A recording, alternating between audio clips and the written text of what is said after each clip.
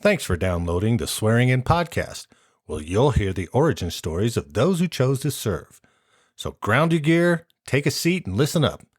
The Swearing In Podcast starts right now.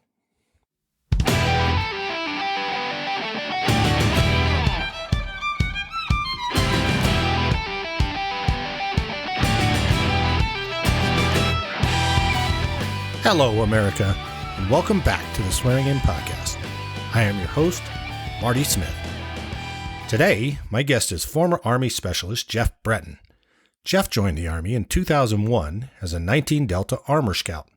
He did basic training at Fort Knox, Kentucky, and was assigned to the 1st Squadron, 2nd Armored Cavalry Regiment, the Dragoons, at Fort Polk, Louisiana. Then he deployed for 15 months to Iraq before getting out and working for the VA. So there's your pre-brief.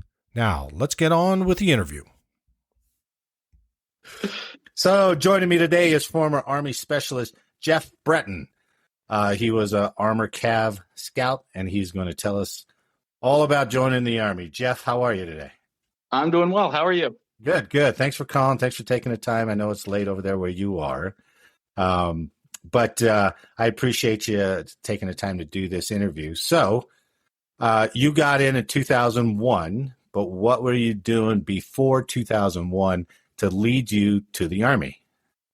Okay, so in 2001, I was 18 years old and in high school. I actually, I didn't know what direction my life was gonna go in. I didn't want to go to college. I absolutely hated high school. I had no direction of where I was going, and I was a track athlete at my high school. What was your event? I was a jumper. I did a long jump and triple jump.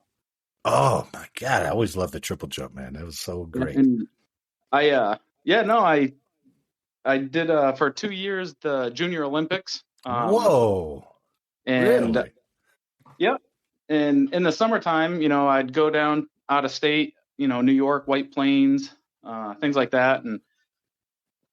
And do the tournaments, which unfortunately I didn't make it past that. I made it to the final heat in the regionals and in New York, but I got beat pretty bad. So that's kind of where it ended for me, but it's all right. You got there, and that's a lot more than I ever did on track. I was a hurdler for a period of time.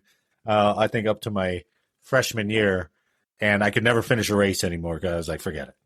I'm gonna keep falling over these hurdles, so forget it. No, I can't do hurdles, not at all. No, but I was running track, and my best friend in high school, he wanted me to join the military. That's what his plans were, and his brother was also previously in the Army, and so to make a long story short here, I made a bet with him. I told him if he joined the track team, then I would go down and sign paperwork and join the Army. So this was early. This was early in the year, right? Yeah. Because track starts, January, February, something like that?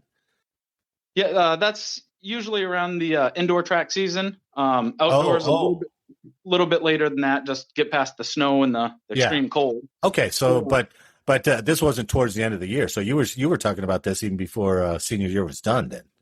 Yes, correct. Yep. Okay. So, I told him if he joined the track team, then I would go to the recruiting station and sign the paperwork. And he joined the track team, and he became a thrower. He did. Okay. I forget what his event was. He was, shot put, discus, something like that. Maybe javelin. I can't remember. Okay. But he joined the track team, so I kept up my end of the bargain, and I went down, and because we were still in school, I couldn't just join and ship out right then and there. So you did a delayed enlistment kind of thing? Yep, the lead entry program. Okay. So, and then my contract was I would ship out on August 1st after we graduated high school. So wow. And as soon as I went down to the recruiting station and signed the paperwork, it worked out in his benefit because he quit the track team. Yeah, I was young and dumb, but You have a few words over that, I suppose, but A couple. did you guys go to basic training together? No, he actually shipped out a couple weeks before I did, so we were in different units in basic Okay. training, but we were in the same location. We both went to Fort Knox for basic training. Wow. But just at different times, right? He went a little bit sooner? Correct. Yeah, Okay. He was two or 3 weeks ahead of me. And as you were saying, you have a bit of a family history in the Army or just in the military? Just in the military. I have a cousin that's a little bit older than me who was in the Marine Corps. Oh. I have a younger cousin that was in the Air Force. Okay. And my grandfather, on both sides, my mom and my father, they both served in the Army. And one of them was served during the Korean War era. He didn't actually go to Korea, but he served during that time frame. It's interesting. I've talked to a couple, and my father was a Korean War era, but I've talked to a couple other people who were in Korean War, and they all wanted to go, but they took so few. You know, it just wasn't that big of an action, but everybody was signing up to go. So interesting period of time for the Army there. Oh, absolutely. Okay, so you took the ASVAB and all that when you went down there, and how did you end up with armor being your MOS? Well, I really had no idea what I wanted to do.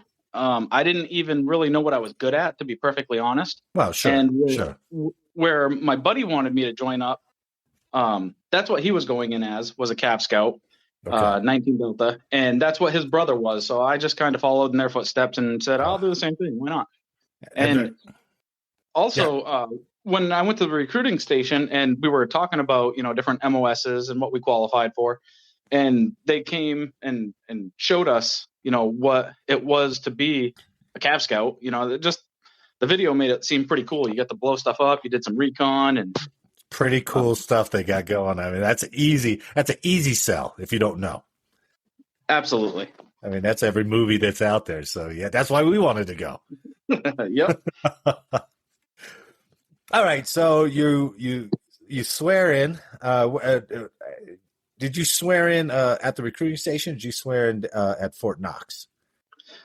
So I ended up swearing in down in MEPS in Portland. Oh, Portland. Okay. Portland, Maine. Yep. And then from there, they just set a date and shipped out on August 1st, the basic training. Wow. Basic training down at Fort Knox. So tell me about Fort Knox. Okay, so Fort Knox is the 1st Armored Training Brigade.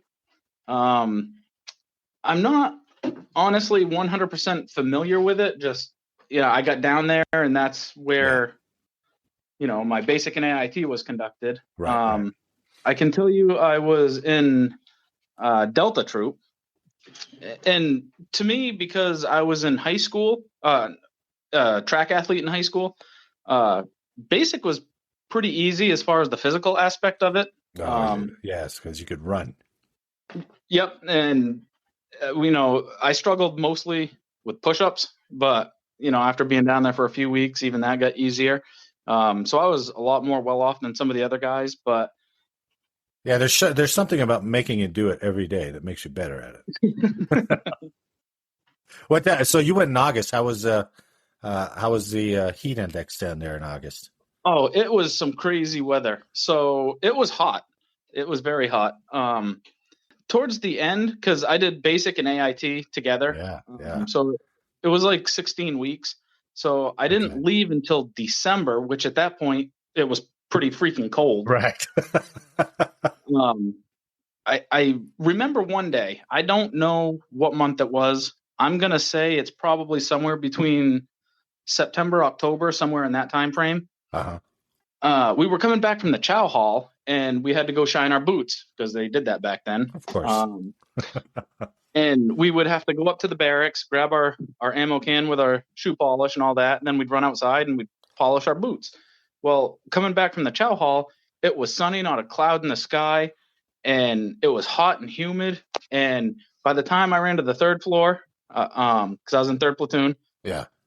That makes sense. I came back downstairs with all my stuff and it was just overcast and pouring. And that's how fast the weather changed. Wow. It changed that quick. Oh my God. Yeah, didn't see it coming, and it was within a minute. I'm like, what the? So you were in basic when 9/11 happened then, right? Yes, I was. Wow, what happened? Because I was actually in an Air Force training school out of Vandenberg when 9/11 happened, and I was training on a swing shift. So we didn't have to show up until I think 11. It wasn't a true swing shift, but we were training in the afternoon, so I think we had to show up at 11 or 12. So we're sleeping in.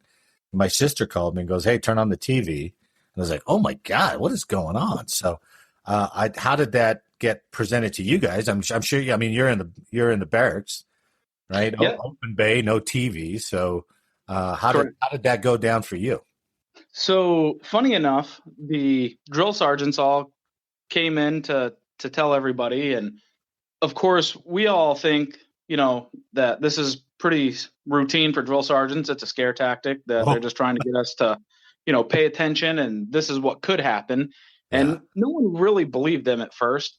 But, at the same time, they kind of had kind of a look in their eye, and you could kind of hear the tone in their voice that they weren't really joking around. Wow. So we were all really kind of confused. And that specific day, 9/11, 2001, we ended up learning how to evaluate a casualty. Oh my God. They didn't stop training, did they? No, nope. Wow. And it wasn't but a day or two later, all of a sudden, newspapers from family members started rolling in, and that's when we realized, this wasn't a joke. Wow, that's crazy. I've talked to some people who they saw it, the obvious thing. They saw it and they're like, I'm joining up right after that. But I never talked to somebody who was at basic when it happened. That's fascinating. Because out at Vandenberg in the Air Force, they shut the whole base down and they were trying to evaluate and figure out classes and it was like, oh, what do we do? Oh, what do we do? We're half country away. What are we going to do? But you guys are just like, yeah, okay, back to work. That's great. No, I can't remember if that's what our training was supposed to be for that day or if they changed it up because of the events of that day. But I distinctly remember, learning how to evaluate a casualty. That's what we did on 9/11. So. Unbelievable. Wow. Yep. That's fascinating. So you get out, you finish AIT, you're off to Fort Polk and JRTC. Did you know that before AIT was up? Did you know you were going there? No. So initially I thought I was going to go to 81st Airborne Division. I thought I was going to be a paratrooper, but no, that didn't happen. I ended up getting, I stayed a scout. Yeah. 19 Delta, but they changed my location and I wasn't going to Fort Benning for jump school. So they turned you around and they let you know you're going to Fort Polk. Yep. JRTC and First Squad, Second ACR, right? Correct. Yep. What was the Second ACR? What was their motto? We're the Dragoons. The Dragoons. That's right. Very good. I was with the Comanche troop, so I was with Charlie Company, 3rd platoon, just like in basic training. Yeah. Yeah, I think the 2nd ACR, I want to say they had 3 regiments.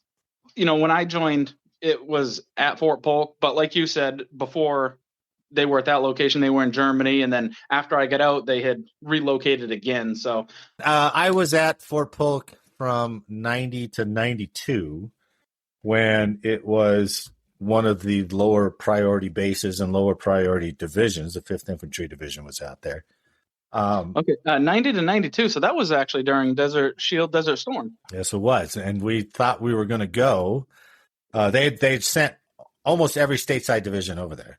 And so there was like 3 left and we were trying to get ready. And we were told we were being, we were going to be obviously not for the start, but we were going to be for the prolonged, war. So get ready, and the commanding general was like, "Oh, paint all the vehicles." So we took all the woodland camo over to the paint shop, and that took about a month to spray paint them all desert tan. And then basically the war was over before there was even a sniff of us going over there. So, 100 hours, right? It didn't last long at all. The bombardment lasted, forever before that. So that softened them up and we never got to go. But then in 92, they moved the 5th over to Fort Hood and they reflagged the 5th as a 2nd Armored. And then that's when they dumped all that money into Fort Polk and JRTC. I mean, I was at Fort Polk. The MPs were driving around in AMC Hornets. That's how low we used to put troops up in the North Fort, and those were all condemned World War II barracks up there. So it's good that they relocated JRTC there. They put a ton of money into it, and from what I understood, it was really pretty nice afterwards. So at least you got to go to a nicer base, even though I know the area around Fort Polk didn't change a whole lot. Yeah, no. So JRTC, I just remember other units coming, there to clean. They did like Op 4, Blue 4, and right. Yeah, no, man, that's crazy. I just remember, like you were saying, up in North Fort, how they had the old World War II barracks, and I remember it being right around Alligator Lake, and we were out doing a training exercise, and it was just crazy. Just some of the wildlife out there. You're in the prone in some tall grass, just trying to spy on the enemy, just for training purposes, and you got timber rattlesnakes and trees above you, and it's like, yes, what you do. Right? Yeah, it was pretty. It was pretty much a change, right? Now I know you were probably pretty wooded up in Maine, but whole different story down there in the South, I would imagine, right? Oh, it's a different beast. I mean, the weather, the critters, just everything. We're out in the field doing some training exercises. In the middle of the night, you're being woken up to, wild boars and stuff, and we don't have that up here. I remember waking up in my fighting position, being woke up by one of those boars sniffing around, and I was like, "Oh my!" I was just frozen. As he's sniffing around the head and just kind of walking in the camel nets and walked right back out. And I was like, my God. Yeah, you don't want to mess around with those things. I mean, they're tough. They'll get you pretty good. They were big. So you were part of, I know JRTC was there, and I apologize for assuming that you were part of that, but that was your base, that was your duty station, right? The 2nd ACR was just stationed there. Correct. But not playing in JRTC. Right. I mean, we had rotations for playing in JRTC, but it wasn't something routine that we did every day. Did you have to go to NTC at all? Actually, when I got down there in January of 2002, my unit that I got assigned to, Comanche Troop, they were actually at NTC training at that time. So when I got down there, I actually got stuck on rear detachment until they came back and I got assigned to them. Okay. So I was fortunate to miss NTC because I heard that's not too fun. It's not fun. I mean, there's good lessons learned, but it's just it used to be 1 week drawing all your equipment, 2 weeks out in the field, and then 1 week turning in all your equipment. So it's a good leader exercise. It's a good drill. But if you don't have to go, great. But you did end up going to Iraq in 2003. That's about right when Iraq kicked off, wasn't it? Yeah. Yeah. So we weren't the first units in there, I don't believe, but we were, one of the first. We were the first unit to occupy our section in the outskirts of Baghdad. Wow. So we got deployed in April of 2003. We left at the end of the month. We flew into Kuwait. We were there for probably, 3-4 weeks waiting for all of our gear, our vehicles, everything to get over there. Did they fly it over? Did they barge it over? Both. So I think our vehicles, they flew them over. I don't know what planes they use. I don't think they're C-130s, but they were monster planes. Oh, they're probably those big C-5s or something like that. Yeah, something along those lines. But they had huge connexes with our duffel bags with Oh, God. all kinds of other things that were barged over. Yeah. Okay. So what's going through your head? What are you thinking when you get the order to go deploy and you're deploying over to Iraq? Did they tell you exactly where you were going at first, or did they just say, get ready and we'll tell you on the way? Yeah, pretty much. They didn't have a specific location. They just knew we were going over there. Just kind of did the best that we could to get ready. We started training a lot heavier. Was there any thought that you were going to Afghanistan instead of Iraq? No, we knew we were going to Iraq. Okay. They did have another unit. I forget which one. I think it was a different squadron, actually. I was first squadron, so I don't know if it was second or third. I think they were doing Afghanistan because they were going to Enduring Freedom, whereas we were doing Iraqi Freedom. Right. But yeah, no, we had no idea where we were going. All right. We get off the plane. We're in Kuwait. We're there for a while. We get our stuff, and then I'm assuming chain of command, higher ups, they all had information, and it wasn't really trickling down to us. Just at the time, being newly promoted E4, I was a driver. Oh. My platoon sergeant, not platoon sergeant. I'm sorry. My section sergeant, my TC. He's just like, okay, let's go. So we get lined up, and I was the senior scout driver. And so we actually led the convoy. I feel like our squadron commander, he wanted to be a lot like first one in, last one out. So right when we got to the line, where we're crossing from Kuwait into Iraq, we kind of stopped, and then he kind of took over from there. And then we just found a secure location out in an airfield somewhere. And then it was just a hurry up and wait until some information got trickled down to us on what we were doing. And then eventually we got to Camp War Eagle, which is on the outskirts of Baghdad and right near Sadr City. And we were there for, our year. Was it a year or was it 15 months? It turned out to be 15 months. We did our 1 year rotation there. Yeah. And it's funny because we had done, what do they call it? Left seat, right seat ride, something like that, where Fort Hood, that was the unit that was coming in to replace us. So we were just kind of showing them the area, showing them what we do and whatnot. Yeah. So the day that they were taking over, we did our change of command ceremony, giving them control. We had already turned in all of our gear. Well, we also were training Iraqi soldiers over there. They were called ICDC, Iraqi Civil Defense Corps. We're just trying to help build up their military and their section and give them control back. Right. And they actually had people that were coming in and training just to get American intel. And so they knew that we were having a ceremony where we were leaving and a new unit was coming in. Yeah. So they went back to the extremists over there and let them know. And while we were doing, our ceremony, they were setting up ambushes. Oh, and my God.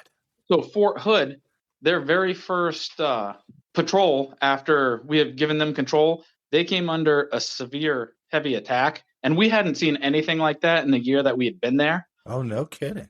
And they got pinned down pretty heavy.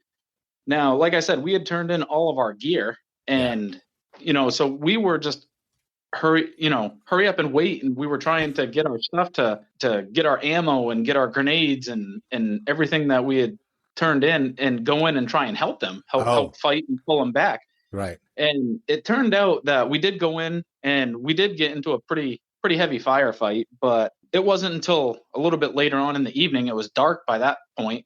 Yeah. That's how long it took. And, they did a lot of the fighting, the heavy fighting themselves. Sure. We saw a little bit of it. They saw a lot of it, but. Well, good on you guys to say, hey, let us back out there and go help. That's great. Well, and they made a miniseries, Nat Geo did a miniseries called The Long Road Home. And it's about specifically First Cav and the unit that came under attack. And who came out from Fort Hood was First Cav, right? Yep. And so this miniseries, I forget what it is. It's probably 5, 6, 7 episodes, something like that. Okay. and it just tells their story. And they ended up losing, I forget, 5, 6, 7 people that night, and they were multiple Silver Stars awarded Wow. for valor during that night, and things of that nature. So I mean, it was a pretty serious uprising. It started an even bigger uprising with Muqtada al-Sadr, who was an extremist and who was trying to take power. And that fight caused us to get extended. So we thought we were coming home after our year, and that we ended up moving south to a town called Al-Kut or however you pronounce it. Uh-huh. And we stayed there for 3 more months. When we got down there were other, countries that were already occupying it. I think, Poland was down there, and, some other France, some other countries. And sure. And yeah, we did our 3 more months down there. And finally, after 15, they sent us home. So you hadn't seen anything near as fierce as that, as First Cav suffered. You hadn't seen anything in the previous year that you were over there. You hadn't seen anything that size, right? Correct. Yeah. No, I mean, we've seen a few small things. Yeah.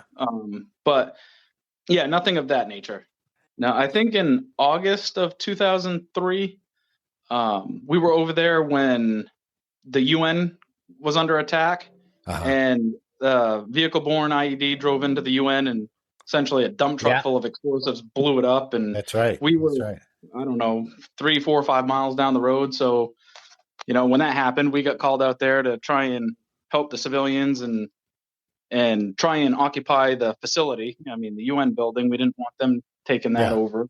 Right. We were stuck out there for rotating shifts quite a while. Ugh. There's nothing like some kind of action, and then you have to stay there afterward for an undetermined amount of time, which always seems about 10 times longer than it needs to be. Right. So talk me through being an armor scout. You said you were a driver. Are you talking about so you were all in M1s? No. So I was in a light unit. I was actually in a Humvee. I know in Fort Polk, they had still the 113s. There were some Bradleys over there, but I was assigned to a Humvee unit. Oh, okay. And you didn't have they didn't have the Strikers back then, right? Correct. No, the Strikers came in just as we were coming off our deployment. Yeah, that figures, huh? Yeah. Okay, so you're in an up-armored Humvee. Not even up-armored. When we were over there, we call them the chicken plates, right in front of the gunner. They got that big metal shield. Yeah, yeah. So they didn't have that. They didn't have the ballistic windows. They didn't have the armored doors. It was just the old, fiberglass. Oh, you're kidding. Yeah, no. And those doors, they sucked. Like, it sucked to open them. It sucked to close them. We took the doors right off because they were, were more of a hazard than keeping them, taking them off. They're not going to keep anything out. No. Right. And it allows us to exit and enter the vehicle quicker. Sure. Sure. The only thing that it did help is when we were back at our fob. Yeah. We would put the doors on. Dirt out? Well, in the wintertime, because it got cold. So the summers were hot. Yeah. And nasty, but the winters, they actually did get pretty freaking cold over there. And when, we're just pulling guard duty, we put the doors on just because we had the trucks running. Yeah, you run the heater. Yeah, right. So you were, I thought you guys were, tanks for everyone over there. But so you guys were in Humvees. What was your mission then as armor scouts? So we did a number of things. We were assigned to kind of follow the PSYOP unit. They did the psychological operations. They would be the ones going around with, the megaphones, and they had the interpreters that were trying to communicate to the people, what our intentions were and things of that nature. So we were just there to protect them. We did traffic control points. We tried to enforce, curfews so that people would not be out past a certain time, just to make sure everything's kind of kosher. Because at that time, everything was kind of in disarray. and they had people that were out there looting and just Sure. all kinds of crazy things. So it was more than anything, it was a peacekeeping mission. Okay. What was what weapons you have mounted on top, or did you have a weapon on top? Yeah. So on my truck, we had the 50 cal, which I absolutely love. Yeah. Right. That's my favorite weapon. But we did have a couple that had the 240 Bravo. We did have. Is that the grenade launchers?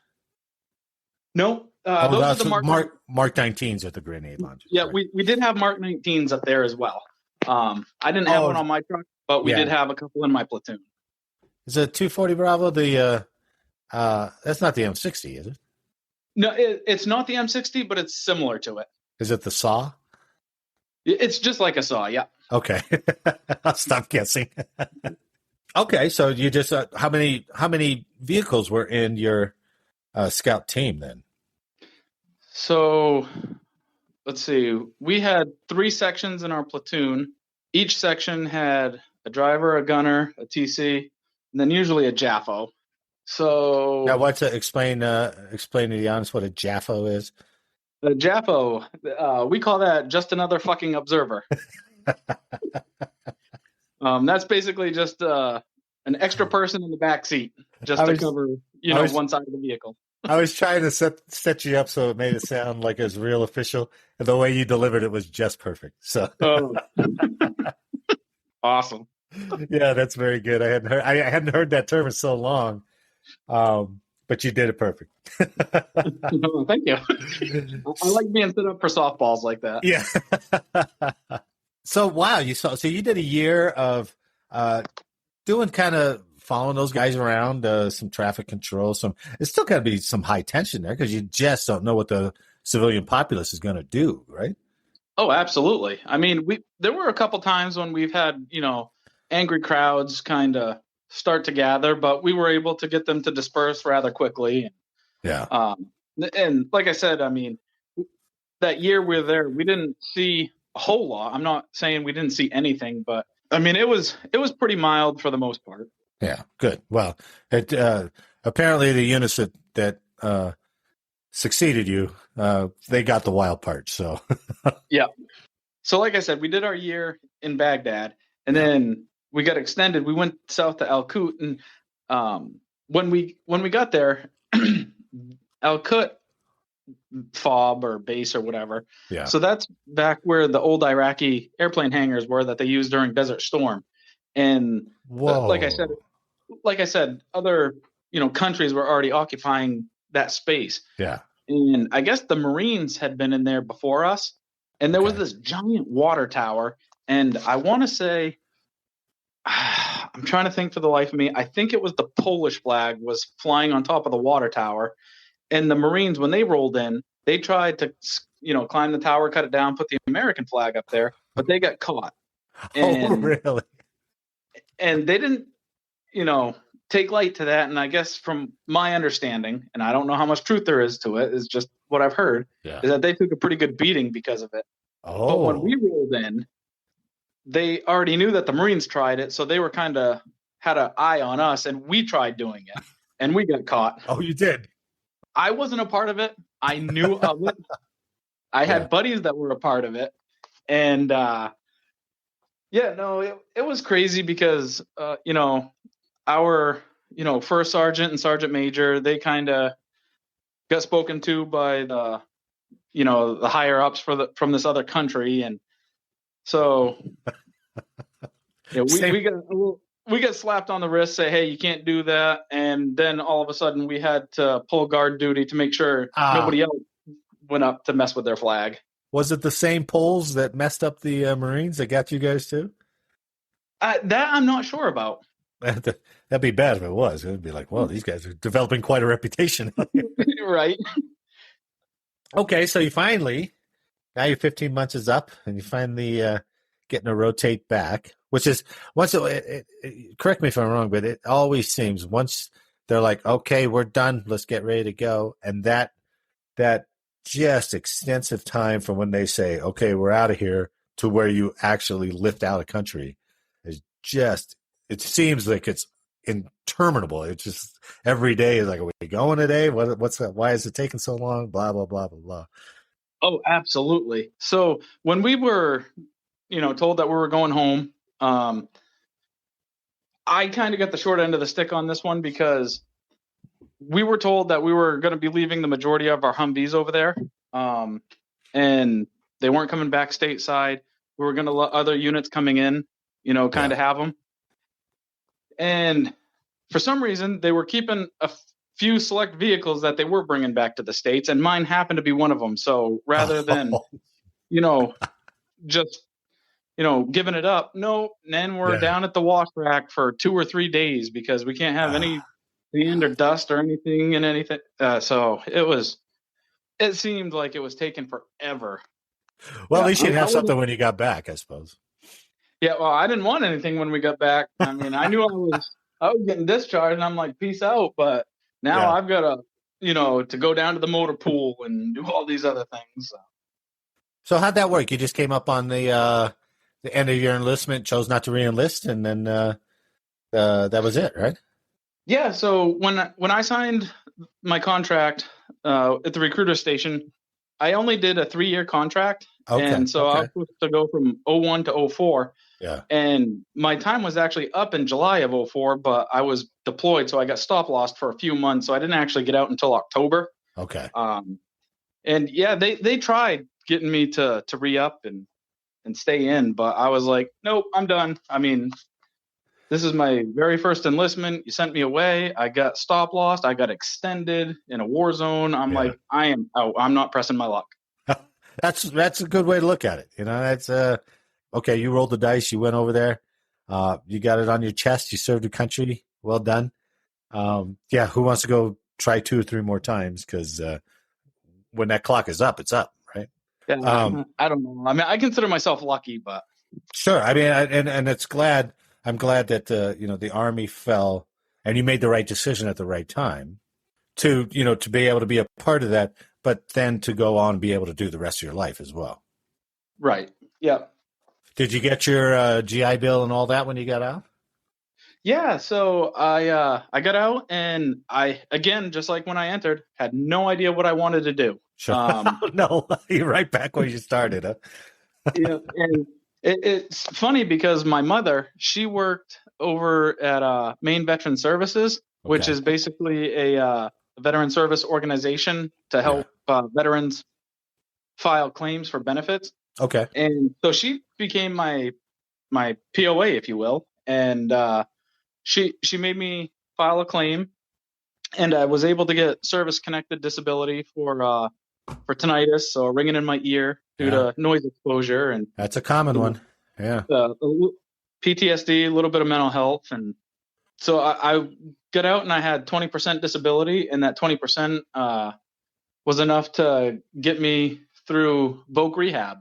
And basically they sent me through college. Wow.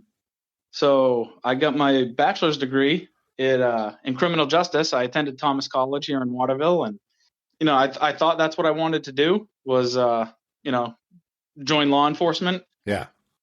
Turns out that's really not the direction I wasn't passionate about. I mean, I did it for a short time. I worked for Kennebec County Sheriff's Department. I did transport and court security, and that just wasn't for me. So currently I am now working for Togus, which is a regional office here in Maine for Department of Veteran Affairs. Oh, that's fantastic.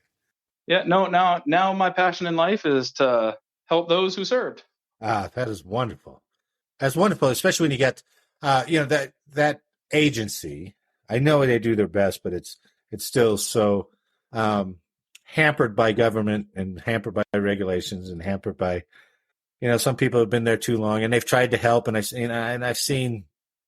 talked with some who work there, and they're like, we try our best to do some of the right things, but we're restricted. Absolutely. By regulations and by, all this other stuff. And it's frustrating because we know what needs to be done, but we can't get through the wickets to get this guy help. So I think it's great that you're doing it. That's fantastic. Oh, well, thank you. No, I appreciate it. I just, like I said, I've served with people that have been been killed, and I just whatever I can do to help somebody, that served, make their life a little easier, then that's what I enjoy doing, is helping others. God bless you, Jeff. Well, that's fantastic. That's a great story. What you in your role now? Is it? Are you getting? You've done it for several years, obviously. Yeah. So I got hired in 2010. Okay. And I'm still there now. So I've been doing it for just about 11 years. And just last year, I got hired as a rater. I was just a veteran service rep, so I was basically doing development on claims, but now I'm actually making the decision on them to grant, deny, and then assign certain percentages. That's wonderful. Is it a GS position? Yes, it is. Yep. Fantastic. Good for you. I mean, you can get you can get pretty damn good retirement from what I understand out of that GS. Yeah. No, and that's what I'm hoping for. I'm pretty comfortable where I'm at right now. Yeah. Just being a rater. A lot of people, they try to go up and become a coach or, director or, just climb the corporate ladder, if you will. And I'm just happy with what I'm doing. So if I could just stay where I'm at for another, 25, 30 years till I can retire, then I'm good with it. If we have anybody who's listening to this podcast who's just about to get out or who's just gotten out or has gotten out, maybe a year ago and is confused on which way to go VA-wise, what would be your advice to them? Okay, my first advice would be get yourself a service organization, a VSO. Get affiliated with a DAV, VFW, something like that. Okay. Just because they know the paperwork, they know the terminology, they know, the laws. Okay. And then I would go, there's 3 separate entities with VA, and you got the hospital for healthcare. Uh-huh. You got the benefits for your compensation and pension, and then you got the cemetery for burial benefits. Okay. My advice would be anything that happens to you while you're in service, make sure it's documented. Make sure it's in your service treatment records. Okay. I don't care if it's something as, minor as a headache. We need to have some kind of proof that you had some kind of injury, event, illness, whatever, while on active duty. And that can occur as late as that final out physical, right? Correct. Yep. It's like, I'm not going to say anything because this happened a couple of years ago, so I'm not going to tell them. But you can wait until that final physical when they go, okay, tell me what your career has entailed, and at least you can get it in the record that way. Correct. Correct. Yeah. It is better to have it noted. Of course. More than just that one time. But if you don't, at least it's in the record upon separation. Sure. So that way, my advice is, if it's documented in your records, then file a claim. And what I mean by that is file for, compensation. Let's just say for argument's sake, I was a 19 Delta Cab Scout. All right. I had a high probability to military noise exposure. Yeah, we were around, weapons and things of that nature. If you're in the Air Force, flight line, aircraft, whatever. Yeah. Okay. So, you file a claim. If you can get service connected for that, then through the hospital, they should be able to treat any service connected condition for free. So, if whatever medical issue you have is deemed service connected, then, you should healthcare wise, it should be covered. It's kind of a different story if you're service connected at 100%. Just because everything will be covered at that point. Right. But let's just say, you service connected for 10% for tinnitus and that's it, nothing else. Okay. And then all of a sudden you come to the hospital with a knee injury. Well, you're not service connected for your knee. So, it's not going to be covered. That's why I say make sure whatever you have in service is documented. That way you can get it service connected through a claim application. And then once it's service connected, you can get treatment for it through the healthcare. And your treatment should be free. And it should also include, any kind of medication or therapy or things of that nature. What would you tell, because I've run into a couple of these guys, what would you tell the vet who goes, I was an airborne guy. My knee's a little sore, but it's fine now. I'm not going to really claim it. I would tell them, if you wait too long and it's not in your medical records, then it's going to be hard to service connect it. And if it's hard to service connect it, it's going to be hard to get the treatment for it. And I think some of their thought process is like, oh, it feels fine now. There's no sense in making a claim on that, but it's fine now, but it could deteriorate, right? Yes, absolutely. And that's one thing, that we see a lot of for members like that. You got your Rangers and your airborne and special forces, those people, their body takes, quite a rigorous toll. Like you said, everything deteriorates and it breaks down. And, it might be fine now. It might not be fine 10 years down the road. Right. But it could deteriorate at a faster rate because of your service. Right. But again, you still have to have that. Of course. Noted in your service. You can't just get out, and have no pain and say you got pain. It's got to show something. Right. Great advice. And when it's time to get out, and even I, as a 20-year retiree, when I was get out, I was blank to that process. And there are a whole bunch of shithouse lawyers who go, oh, you got to go do this. You got to go do this. And I was like, I don't understand anything of what you're telling me. I hope that the VA has improved. I got out in 2013. My brother, who's older than me, he got out even sooner than that.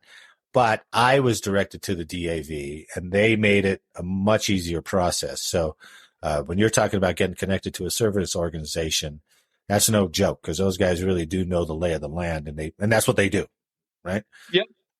Now, I have seen a lot of people, that just they think because they're a veteran, they're entitled to anything, and that's really not the case. Okay. There's 3 elements to service connection, and that's you have to have an event, injury, or illness in service. You have to have a current diagnosis. That issue has to be a chronic condition. It can't just be, a bruise, something acute and transitory that just goes away. Sure. And then there needs to be a medical professional that links your current chronic condition to your event in service. Okay. Sounds pretty straightforward. Yeah, it's straightforward. I just thought, I hate to, I've run across people who have gotten out and they're like, I'm not going to go through that trouble. And it's, and I'm like, yeah, but you might have something that could develop badly later. Oh, absolutely. And a prime example of that are the Vietnam veterans. They were exposed to Agent Orange, and now the list for medical conditions related to Agent Orange exposure, it's just growing and growing. So and the government only acknowledged that not 10 years ago or fairly recent, right? Yeah, some of the newer conditions are fairly recent within the last 10 years, ischemic heart and leukemia and Parkinson's and things of that nature. Yeah. But, other things like diabetes have been around a lot longer. Okay. But even the whole process, like before, it was extremely hard for blue water Navy veterans, to get anything service connected due to Agent Orange. But now, it can be within a certain distance within the offshores. So, back in 1990, if an Army vet that served in Vietnam tried to claim a heart condition due to Agent Orange, they were denied because it wasn't presumptive back then. But now that it is, they could be service connected for it. So, well, that's an interesting point that you bring that up, because I had at one point in like 96 or 97, I had a soldier who was part of the Gulf War, and he was initially diagnosed with that Gulf War syndrome where they didn't know what it was, and they just kind of stuck it into that big thing. Has there been any progress on that? Have they kind of figured that out a little bit more? Have they honored some claims that were previously like unknown?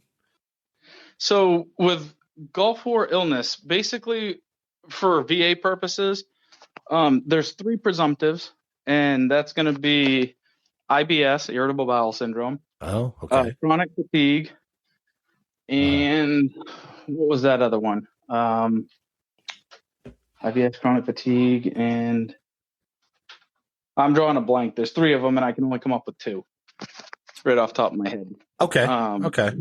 But anyhow, those three things are considered presumptive to Gulf War.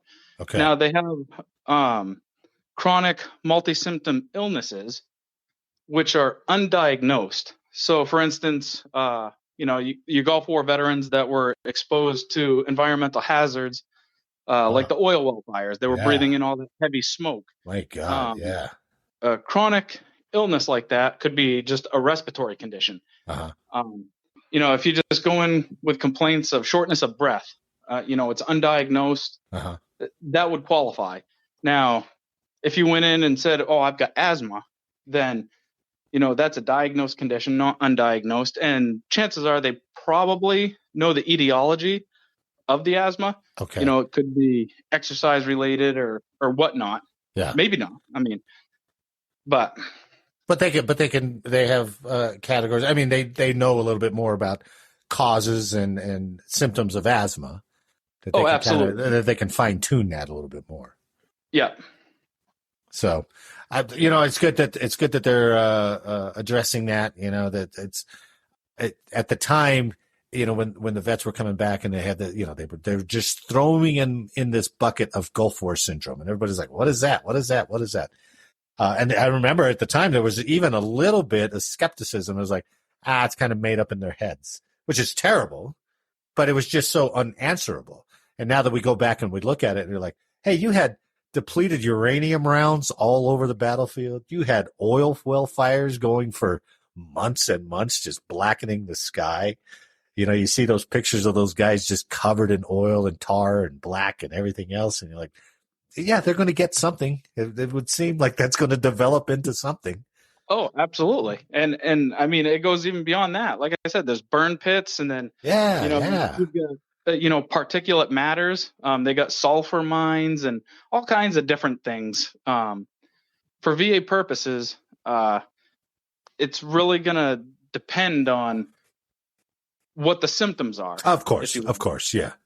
Because, I mean, I know we use respiratory. That's pretty common, when you're talking about smoke and stuff like that. But it could be neurological. It could be headaches.